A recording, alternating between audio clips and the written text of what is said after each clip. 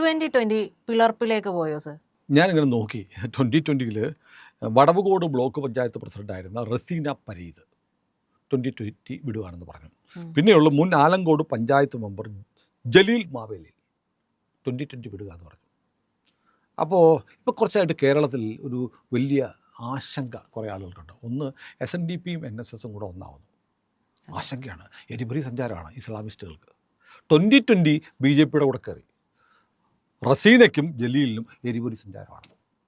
അപ്പോൾ കേരളത്തിലെ സുടുക്കൾക്ക് ഭയങ്കര എരിപൊരി സഞ്ചാരമാണ് SNDP NSS ഐക്യം.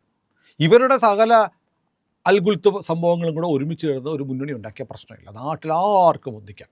ഹിന്ദു സംഘടനകൾ ഒന്നിച്ചാൽ ഇസ്ലാമിസ്റ്റുകൾക്ക് ഭയം, ആശങ്ക, ടെൻഷൻ. അതുപോലെ NDAയിലേക്ക് പുതിയൊരു കക്ഷി വന്നാൽ കാലങ്ങളായി 2020 ഒളിച്ചു കയറിയിരിക്കുന്ന സുഡാപ്പി കുഞ്ഞുങ്ങൾക്ക് നൊന്തു, സുഡാപ്പികൾ വിട്ടുപോയി എന്ന് ലളിതമായി കണ്ടാൽ മതി. ഞാൻ അങ്ങനെ കാണുന്നുള്ളൂ. കോൺഗ്രസ് ആണെങ്കിൽ വാതിൽ തുറന്നിട്ടിരിക്കുകയാണ്. കോൺഗ്രസ് ആർക്ക് വേണ്ടിയും വാതിൽ തുറന്നിട്ടില്ല. സകല കോൺഗ്രസിൻ്റെ കൂടെ ആര്, ജമാഅത്തെ ഇസ്ലാമി ഉണ്ട്, പോപ്പുലർ ഫ്രണ്ട് ഉണ്ട്, പിന്നെന്താ മുസ്ലിം ലീഗ് ഉണ്ട്. സകലരെയും പിടിച്ച് കേരളം ഒരു ഇസ്ലാമിക രാജ്യമാക്കാനുള്ള പരിപാടിയും പദ്ധതിയുമായിട്ട് മുന്നോട്ട് പോവുകയാണ് സതീശൻ എന്നേ ഹിന്ദുമതം വിട്ട ആളാണ്. ശബരിമലയ്ക്കൊക്കെ എന്തിനാണോ ഇയാൾ പോയത്? ബാവരെ കാണാൻ പോയതായിരിക്കും, കൂട്ടത്തിൽ അയ്യപ്പനെ കൊടുത്ത് കണ്ടു കാണും. അപ്പോൾ ഏതായാലും കേരളം ഇസ്ലാമിക രാജ്യമാക്കുക എന്നുള്ള അജണ്ടയുമായി നിൽക്കുന്ന ഈ പറഞ്ഞ സതീശനും കൂട്ടുകാർക്കും നൊന്തു 2020 പക്ഷേ 2020 ഞാൻ പറയും, മോദിയുടെ വഴിയെ സഞ്ചരിക്കുന്ന ആളാണ് സാബു ജേക്കബ്. ഞാൻ പറയാൻ കാരണമുണ്ട്. നമ്മൾ അമേരിക്ക വലിയ താരിഫ് ഏർപ്പെടുത്തി നമുക്കെതിരെ. അപ്പോൾ കിറ്റക്സ് ഉണ്ടാക്കുന്ന ലിറ്റിൽ സ്റ്റാർസ് എന്ന് പറഞ്ഞ കിഡ്സിൻ്റെ കുട്ടികളുടെ വസ്ത്രം അമേരിക്കയിലെ ഏറ്റവും പോപ്പുലർ ബ്രാൻഡാണ്.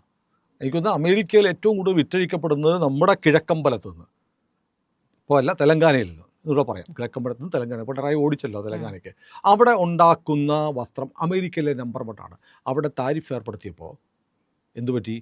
അതിനവിടെ പ്രശ്നം ഉണ്ടാവും എന്ന് കണ്ട് സാബു എന്ത് ചെയ്തു? സാബു ജേക്കബ് കിറ്റക്സ് ഇന്ത്യയിൽ വിൽക്കാൻ തീരുമാനിച്ചു. അപ്പോൾ അമേരിക്കൻ താരിഫ് ഭീഷണിയെ മറികടക്കാൻ തൻ്റെ ഇടത്തോടെ മുന്നോട്ട് വന്ന് ബദൽ മാർഗം കണ്ടെത്തി ഇന്ത്യയിലെ വ്യവസായികൾക്ക് മാർഗദർശിയെപ്പോലെ നിന്ന ആളാണ് സാബു എം ജേക്കബ്. ആ സാബു എം ജേക്കബ് മോദിയുടെ വഴിയാണ്. തീർച്ചയായിട്ടും അതിൻ്റെ ഒരു പ്രതിഫലനം കൂടിയാണ്. ഇപ്പോൾ 2-3 കാര്യങ്ങളുണ്ട്. ഒന്ന്, ഇപ്പോൾ സാബു ജേക്കബ് മത്സരിക്കുന്ന ആരോടാണ്?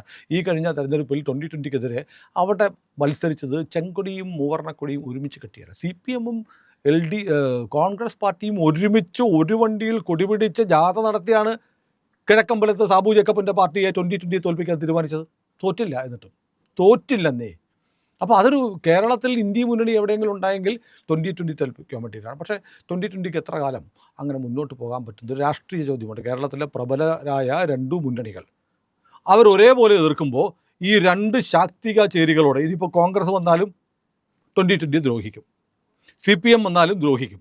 അങ്ങനെ ദ്രോഹത്തിൽപ്പെട്ട് ഒരു രാഷ്ട്രീയ പാർട്ടിക്ക്, പ്രത്യേകിച്ച് ഒരു വ്യവസായ സ്ഥാപനം നടത്തുന്ന ആളുടെ രാഷ്ട്രീയ പാർട്ടിക്ക് മുന്നോട്ട് പോകാൻ വലിയ പ്രതിസന്ധിയാണ്. വ്യവസായ രംഗത്തുള്ള പലരും രാഷ്ട്രീയം തുറന്നു പറയാത്തത് എന്തുകൊണ്ടാണെന്നറിയോ? എതിർ രാഷ്ട്രീയക്കാർ അവരെ ഉപദ്രവിക്കും എന്നുള്ളതാണ്. അങ്ങനെ ഉപദ്രവിച്ചാലും കുഴപ്പമില്ല എന്ന് പറഞ്ഞ് ധൈര്യപൂർവ്വം ഒരു സമാന്തര രാഷ്ട്രീയ പ്രസ്ഥാനമായിട്ട് വന്ന ആളാണ് സാബു ജേക്കബ്. നേരത്തെ ആപ്പുമായൊരു ബന്ധം ഉണ്ടാക്കാൻ തീരുമാനിച്ചിരുന്നു, അതൊക്കെ പൊളിഞ്ഞുപോയി. ഏതായാലും സാബു ജേക്കബ് ഇങ്ങനെ വന്നതിന് ശേഷം അവിടെ ഉണ്ടായിട്ടുള്ള ഉപദ്രവങ്ങൾ എന്നൊരു പാവപ്പെട്ട ചെറുപ്പക്കാരനെ, ദീപു എന്ന് പറയുന്ന ചെറുപ്പക്കാരനെ CPMകാർ തല്ലിക്കൊന്നു. സാബുവിൻ്റെ കമ്പനികളിൽ നിരന്തരം റെയ്ഡുകളായിരുന്നു. ഒരു റെയ്ഡിൻ്റെ കാര്യം എന്താണെന്ന് അറിയാമോ? അവിടെ തുപ്പൽ കോളാമ്പി വെച്ചിട്ടില്ല. തൊഴിലാളിക്ക് തുപ്പാൻ കോളാമ്പി വെച്ചിട്ടില്ല എന്ന് പറഞ്ഞ് നോട്ടീസ് കൊടുത്തു നമ്മുടെ സഖാവ് രാജീവ്, വ്യവസായ മന്ത്രിയായിട്ടുള്ള വ്യവസായ വകുപ്പ്, തൊഴിൽ വകുപ്പ്. എങ്ങനെയുണ്ട്?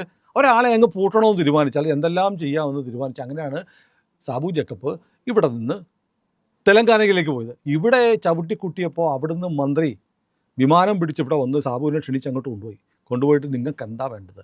അവിടെ 3500 പേർക്ക് തൊഴിൽ കൊടുക്കുന്ന ഒരു കമ്പനി അങ്ങ് തുടങ്ങി. 50,000 1,00,000 ആളുകളാണ് തെലങ്കാനയിൽ സാബു ജേക്കബ് വന്നതിന് ശേഷം, കിറ്റക്സ് വന്നതിന് ശേഷം അവിടെ തൊഴിൽ ലഭ്യത ഉണ്ടായത്. അത്രയും കുടുംബങ്ങളാണ് ഈ കിറ്റക്സ് കമ്പനി കൊണ്ട് കഴിയുന്നത്. ഇവിടെ 100-300 കോടി രൂപ ഒരു വർഷം സംസ്ഥാന സർക്കാരിന് നികുതി കൊടുക്കുന്ന കമ്പനിയാണ് കിഴക്കമ്പലത്തിൻ്റെ സാബു ജേക്കബിൻ്റെ കമ്പനി. ഞാൻ പലതവണ പോയിട്ടുണ്ട് അവിടെ. 15,000-ഓളം ആളുകളാണ് അവിടെ ജോലി ചെയ്യുന്നത്. 15,000. അവർക്ക് ഉച്ചയ്ക്ക് കൊടുക്കുന്ന അവരുടെ മെസ്സൊക്കെ കാണണം. എത്ര ക്ലീനായിട്ട്, എത്ര പെർഫെക്റ്റായിട്ട് ഏറ്റവും ഹൈജീനിക് ആയിട്ടുള്ള ഭക്ഷണം. അവിടെ ആ മെസ്സിലിരുന്ന് ഞാൻ ഭക്ഷണം കഴിച്ചിട്ടുണ്ട്, സാബു ജേക്കബ് ഉൾപ്പെടെ, അവരുടെ പ്രധാനികൾ ഉൾപ്പെടെ. അത്ര കാര്യമായി തൊഴിലാളികളുടെ ക്ഷേമം നടപ്പാക്കുന്ന ഒരു കമ്പനിയാണ്. എന്തെല്ലാം പേര് പറഞ്ഞെന്നറിയോ? ശ്രീനിജൻ പറഞ്ഞൊരു ഒരാളില്ലേ, CPM-ൻ്റെ MLA, പഴയ KG ബാലകൃഷ്ണൻ്റെ മരുമകനാണ്,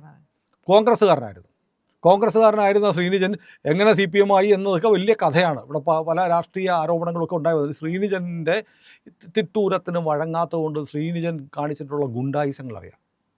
അങ്ങനെ ഉപദ്രവിക്കാവുന്നതിൻ്റെ പരമാവധി ഉപദ്രവിച്ചു. പക്ഷേ ഈ പിണറായി വിജയൻ ഓർക്കേണ്ടുന്ന ഒരു കാര്യമുണ്ട്. പിണറായി വിജയന് ആയുർവേദ ചികിത്സ വേണ്ടി വന്നപ്പോൾ സാബു ജേക്കബിൻ്റെ അച്ഛൻ MC ജേക്കബാണ് ചികിത്സിച്ചത്. ഒരു മാസത്തോളം പിണറായി അവിടെ പോയി കിഴക്കമ്പലത്ത് താമസിച്ചിട്ടുണ്ട്. MC ജേക്കബ് ആയുർവേദ പാരമ്പര്യ ചികിത്സയൊക്കെ അറിയാവുന്ന ഒരാളായിരുന്നു. അപ്പോൾ അങ്ങനത്തെ ഒരു പാരമ്പര്യമുള്ള കുടുംബമാണ്. അപ്പോൾ ഈ പറഞ്ഞ പോലെ ദേശീയതയുടെ ഭാഗമാണ് അദ്ദേഹം. ദേശീയ രാജ്യത്തിന് അനുകൂലമായി നിലപാടെടുക്കുന്ന ഒരാളാണ്. അപ്പോൾ സ്വാഭാവികമായും ഈ പറഞ്ഞതുപോലെ ഈ രണ്ട് മുന്നണികൾക്കെതിരെ പൊരുതിക്കൊണ്ടിരിക്കുമ്പോൾ ഒരു രാഷ്ട്രീയ പിൻബലം ആവശ്യമാണ്. അത് സാബു ജേക്കബിന് ആവശ്യമാണെന്ന് ഞാൻ നിരീക്ഷിക്കുകയാണ്. സാബു ജേക്കബ് പറഞ്ഞിട്ടുള്ളത് എൻ്റെ ഒരു നിരീക്ഷണമാണ്. പിന്നെ മറ്റൊന്ന്, BJPക്ക് ഉണ്ടാകുന്ന ഗുണമെന്ന് പറഞ്ഞാൽ, BJPക്ക് സാബു ജേക്കബ് ഒരു 2 കാര്യങ്ങളിൽ സാബു ജേക്കബിൻ്റെ ഐഡൻറ്റിറ്റി. ഒന്ന്, സാബു ജേക്കബിൻ്റെ ക്രിസ്ത്യൻ ഐഡൻറ്റിറ്റി. ഇപ്പോൾ ക്രിസ്ത്യൻ ഔട്ട്റീച്ച് വ്യാപകമായി BJP നടത്തിക്കൊണ്ടിരിക്കുന്നത് കേരളത്തിലെ ക്രിസ്ത്യാനികളിൽ ഒരു ഗണ്യമായ ഒരു വിഭാഗം, ഭൂരിപക്ഷം എന്ന് ഞാൻ പറയുന്നില്ല, ഗണ്യമായ ഒരു വിഭാഗം ദേശീയ കാഴ്ചപ്പാടും BJP എന്നുള്ള രാഷ്ട്രീയ പാർട്ടി ഇവിടെ അധികാരത്തിൽ നിന്ന് തുടരേണ്ടത് എന്തുകൊണ്ടാണെന്നും ഇല്ലെങ്കിൽ ഇസ്ലാമിസ്റ്റുകൾ തങ്ങളെ എങ്ങനെ വിഴുങ്ങുമെന്നും തിരിച്ചറിഞ്ഞ ക്രിസ്ത്യാനികൾ BJPക്കൊപ്പം അചഞ്ചലം നിലകൊള്ളുന്നുണ്ട്. ഈ നമ്മൾ ആലോചിച്ച ദീപിക പത്രമില്ലേ, ദീപിക പത്രം എന്ന് പറയുന്ന ഇവരുടെ പത്രം കേരളത്തിലെ നസ്രാണി ദീപിക, കേരളത്തിലെ ആദ്യത്തെ ദിനപത്രമാണ്. ഈ പത്രം എടുത്ത് ഇസ്ലാമിന് വിറ്റവരാണ് ഈ സഭക്കാർ. ആലോചിച്ച് നോക്കിയേ, ക്രിസ്ത്യാനിയുടെ മൗത്ത് പീസായ പത്രം മുസ്ലിമിന് വിറ്റവരാണ് ഇവിടുത്തെ സഭ. കാരണം പല സഭാ നേതൃത്വത്തിലിരിക്കുന്ന പലരും ഇസ്ലാമിസ്റ്റുകളുടെ അടിമകളാണ്. അവരുടെ ഔദാര്യം പറ്റുന്ന, അവരുടെ ഭീഷണിയെ ഭയപ്പെടുന്ന ആളുകളാണ്. പാലാ ബിഷപ്പിനെ പോലെ ചില ആളുകളൊക്കെ ഉണ്ടാവും തിരിഞ്ഞു നിന്നവർ. പക്ഷേ ഭൂരിപക്ഷവും അവരുടെ സുഖ സൗകര്യങ്ങളും ഒക്കെ അനുഭവിച്ച് അവരോട് സമരസപ്പെട്ടു പോകാൻ ഇഷ്ടപ്പെടുന്നവരാണ്. ഇസ്ലാമിസ്റ്റുകളുടെ അവരോടൊക്കെ നമ്മൾ മത്സരിച്ചാൽ എങ്ങനെ, ഇപ്പം കച്ചവടം മുഴുവൻ അവരുടെ കയ്യിലാണ്, ഭൂമി മുഴുവൻ അധികാരം അവരുടെ കയ്യിലാണ്, പണം അവരുടെ കയ്യിലാണ്, നമ്മളെ കൊണ്ട് കൂട്ടിയാൽ കൂടൂല എന്ന് പറയുന്ന കുറേ പറ്റം സഭാ നേതൃത്വമുണ്ട്. അവരിങ്ങനെ ലോലുപരായി നടക്കുക. പിന്നെ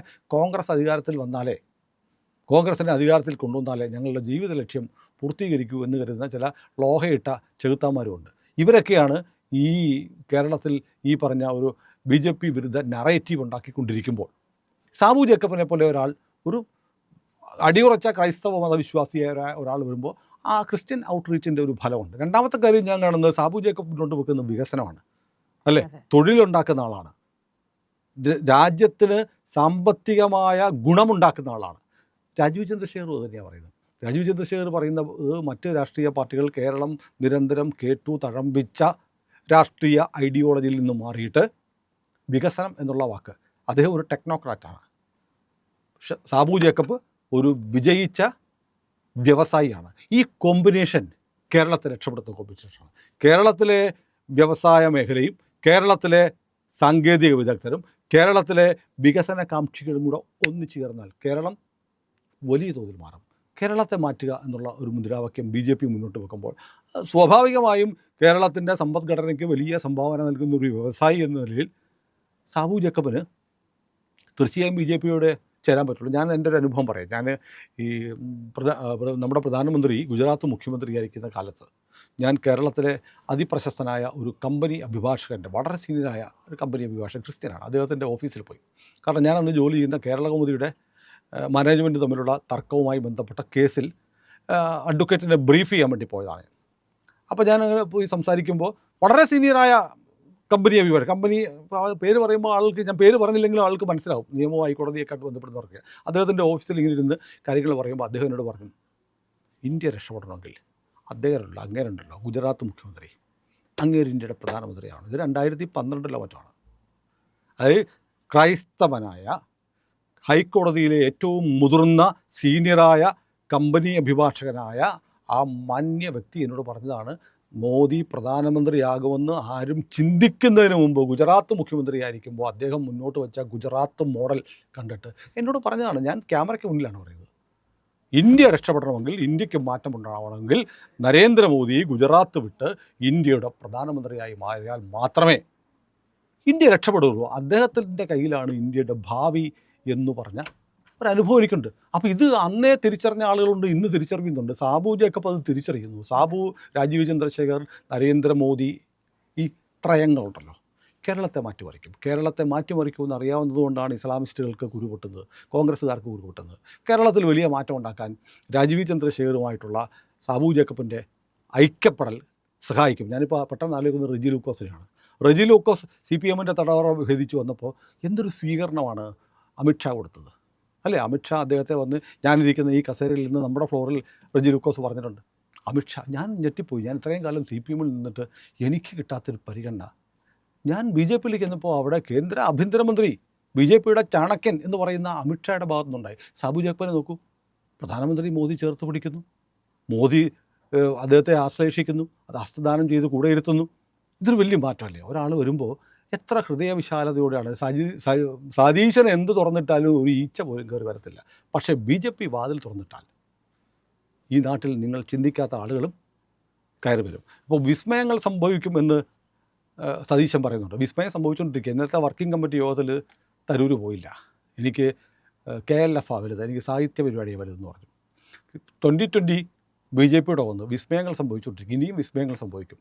അത് ഇതാ അടുത്ത വിസ്മയത്തെക്കുറിച്ചുള്ള വാർത്ത ഇന്ത്യൻ എക്സ്പ്രസ്സിൽ നിന്ന് വന്നിട്ടുണ്ട്. ശബരിമല സമരം മതി, എൻ്റെ അമ്മ അകത്ത് പോകുന്നു, രാഹുൽ ഗാന്ധി പറഞ്ഞു എന്നുള്ള വാർത്ത ഇന്നത്തെ ന്യൂ ഇന്ത്യൻ എക്സ്പ്രസ് പത്രത്തിൻ്റെ ഒന്നാം പുറത്തുണ്ട്. നമ്മളത് വെച്ചൊരു വീഡിയോ ചെയ്തിട്ടുണ്ട്, പ്രേക്ഷകർ ഒരു പക്ഷേ കണ്ടു കാണും. ഏതായാലും വിസ്മയങ്ങൾ സംഭവിക്കും. സതീശൻ്റെ വിസ്മയം വിടരില്ല, കൊഴിഞ്ഞു പോകും. പ്രിയപ്പെട്ട പ്രേക്ഷകരെ, പതിവ് അഭ്യർത്ഥനയാണ്. നമ്മുടെ ചാനലിൽ ഒരുപാട് പേർ, നമ്മുടെ ആകെയുള്ള വരിക്കാരേക്കാൾ കൂടുതൽ, അതിൻ്റെ എത്രയോ മടങ്ങ്, ലക്ഷക്കണക്കിന് ആളുകൾ ഇന്ത്യ ലൈവ് എന്നുള്ള ചാനൽ കാണുന്നുണ്ട്. ഞങ്ങൾ മറ്റു ചാനലുകൾ പറയാത്ത കാര്യങ്ങൾ നിങ്ങളോട് പറയുന്നുമുണ്ട്. നിങ്ങളൊന്ന് സഹായിക്കണം. ഞങ്ങളെ സഹായിക്കേണ്ടത് ഞങ്ങളുടെ ചാനൽ സബ്സ്ക്രൈബ് ചെയ്തുകൊണ്ടാണ്. അതിന് നിങ്ങൾ ചെയ്യേണ്ടത് ഇത്രമാത്രം: ഇന്ത്യ ലൈവിൻ്റെ ലോഗോ, IND എന്നുള്ള ലോഗോയിൽ ഒന്ന് വിരലമർത്തുക. അപ്പോൾ നമ്മുടെ പ്രൊഫൈൽ പേജ് തെളിഞ്ഞു വരും. അതിലെ സബ്സ്ക്രൈബ് ബട്ടൺ ഒന്ന് അമർത്തുക. തൊട്ടുപുറത്തുള്ള ഇടതുവശത്തുള്ള ബെൽ ഐക്കണും കൂടി അമർത്തിയാൽ നിങ്ങൾ ഞങ്ങളുടെ ചാനൽ സബ്സ്ക്രൈബ് ചെയ്യും. ഇന്ത്യ ലൈവിനെ സഹായിക്കുക, ഇന്ത്യ ലൈവിനൊപ്പം സഞ്ചരിക്കുക.